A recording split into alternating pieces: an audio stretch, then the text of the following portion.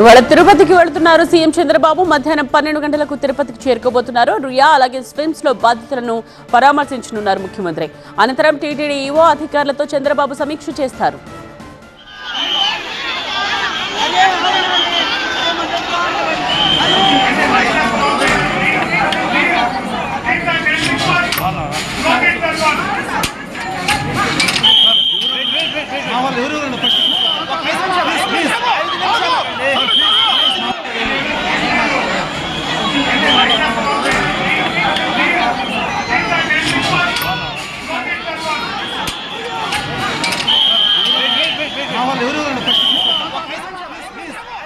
ఈ విషాదంపై సీఎం చంద్రబాబు, మంత్రి లోకేష్ తీవ్ర దిగ్భ్రాంతి వ్యక్తం చేశారు. టోకెన్ల కోసం వెళ్లి పలువురు భక్తులు తొక్కిసలాటలో ప్రాణాలు కోల్పోవడం తమను తీవ్రంగా కలిచివేసిందని సీఎం చంద్రబాబు తెలిపారు. ఉన్నతాధికారులు ఘటనా స్థలానికి వెళ్లి సహాయక చర్యలు చేపట్టాలని, క్షతగాతులకు మెరుగైన వైద్యం అందించాలని ఆదేశించారు. మరోవైపు ఇవాళ తిరుపతి వెళ్లనున్నారు సీఎం చంద్రబాబు. ఆసుపత్రికి వెళ్లి క్షతగాతులను పరామర్శించనున్నారు. తిరుపతిలో జరిగిన తోపులాట ఘటనపై చంద్రబాబు సమీక్ష నిర్వహించారు. కొందరు అధికారుల నిర్లక్ష్యం వల్ల ఈ ఘటన జరిగిందన్నారు.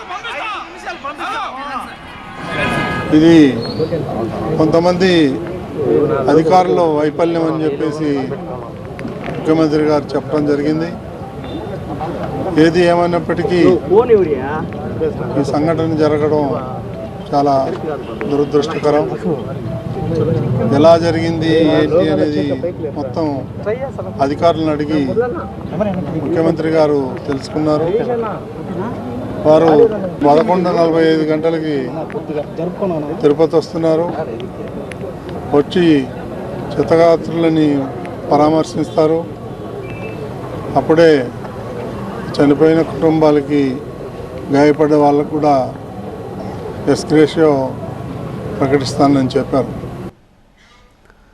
ఏటా వైకుంఠ ద్వార దర్శనం కోసం లక్షలాది మంది భక్తులు తిరుమలకు తరలివస్తారు. సంక్రాంతి సమయంలో వచ్చే వైకుంఠ ద్వార దర్శనాల కోసం దేశం నలుమూలల నుండి భక్తులు తరలివస్తారు.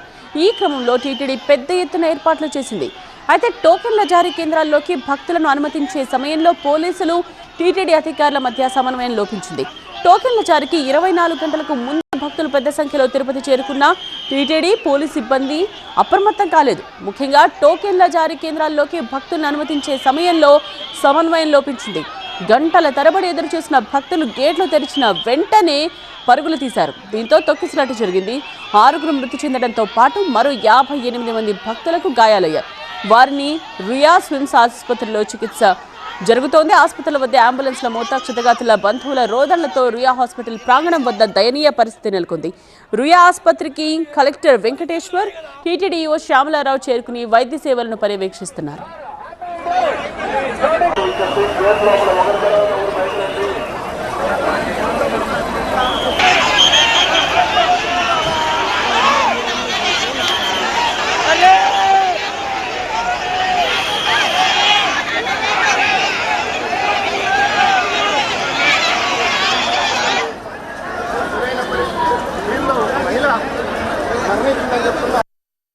ఇప్పటి వరకు 40 మంది అడ్మిట్ అయి ఉన్నారు.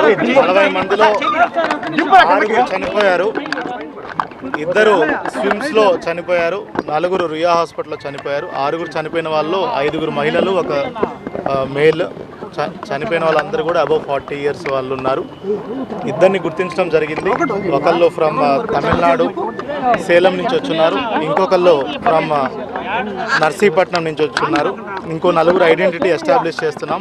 మిగతా 34 మందిలో కూడా 10 మంది స్విమ్స్ హాస్పిటల్లో ఉన్నారు, అడ్మిట్ అయి ఉన్నారు.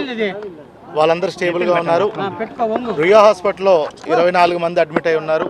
వాళ్ళల్లో ఒక 5గురికి ఫ్రాక్చర్స్ ఉన్నాయి. బట్ ఆల్ 24 పీపుల్ కూడా అవుట్ ఆఫ్ డేంజర్ ఉన్నారు.